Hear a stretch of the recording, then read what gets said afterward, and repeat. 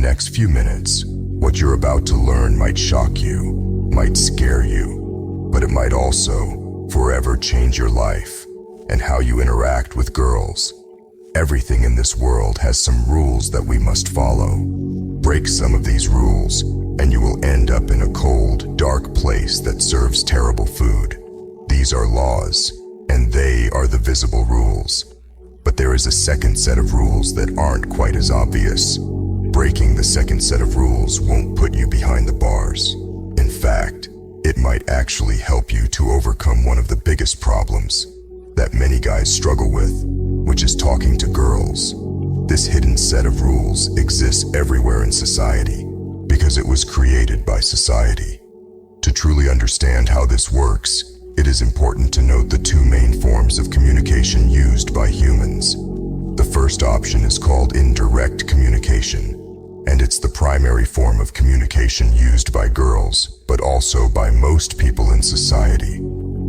The entire purpose of indirect communication is simply to say something without actually saying it, and it's basically used as a safeguard to prevent someone from coming off as rude. While indirect communication can be incredibly useful in certain situations, it can do much more harm than good, especially if you're a guy. Think about the last time you got turned down for something. Maybe it was a girl you liked, and when you asked her out, she said something like, "You're cute, but I'm not interested."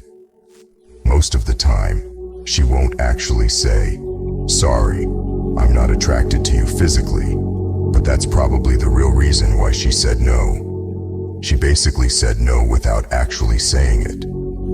To fully understand how we should proceed, we must first understand the origins of both types of communication. Indirect communication traditionally is a feminine form of communication, and it is the default setting for most girls. Now, direct communication is the total opposite, and up until the last few decades, it was the primary form of communication used by guys. Today, however, indirect communication is gradually becoming the default setting for many guys, and this is where problems can arise when talking to girls and even other guys. Many dudes get it wrong. Think about it like this. Imagine you're in a restaurant and the waitress asks you if you're ready to order. Many guys will say, "Yes, can I have the chicken Alfredo, please?" And later they act surprised when the waitress isn't attracted to them. Remember, how you say something or the tone of voice that you use is even more important than what you actually say. When the guy says, "Can I have the chicken Alfredo?"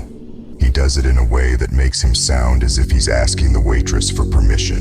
Now imagine once again, the waitress asks, "What would you like to eat today?" Instead of asking if you can have the chicken Alfredo, you say, "Yes, I'll take the chicken Alfredo." Using both the tone of your voice and the actual words, you're not asking permission. You're basically telling her that you're going to take the chicken Alfredo, whether she likes it or not. It is important to remember that attraction is an impulse, so girls and guys have zero control over it. When you speak directly and powerfully, you are pressing that little attraction button inside most girls. Think about the guy who plays Thor in the Avengers movies and how he speaks in those movies.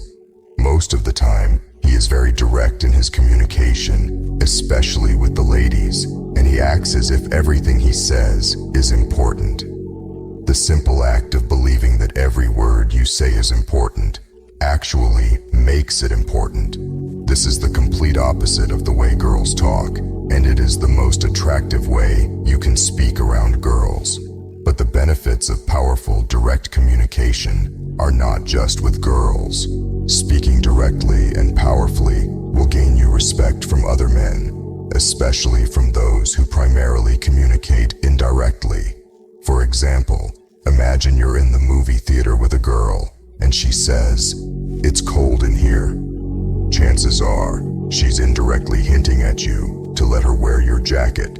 Remember, direct communication is masculine, like a warrior, and indirect communication is feminine. The more feminine a man appears, the less attraction most girls will feel towards him, except for girls who are more masculine. Since girls, from an evolutionary standpoint, are more vulnerable than guys, they tend to avoid conflict, which is the driving force behind their indirect communication.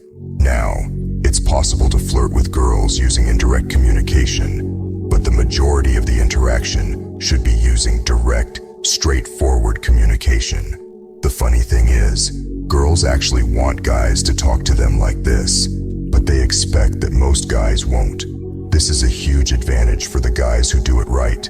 Direct communication is one of the main traits of a dominant male, and it is one of the most important things for showing confidence and assertiveness. The key when speaking directly, not just with girls but also with guys, is to be optimistic with whatever it is you're saying. In other words, the tone of your voice should sound as if you're 100% confident that the other person is going to comply or agree with what you said. Simply having positive expectations from the start makes a given situation more likely to end in your favor. And the same is true for negative expectations. A great example of direct communication is saying, "I want you to go to the dance with me tonight," instead of, "Will you go to the dance with me?"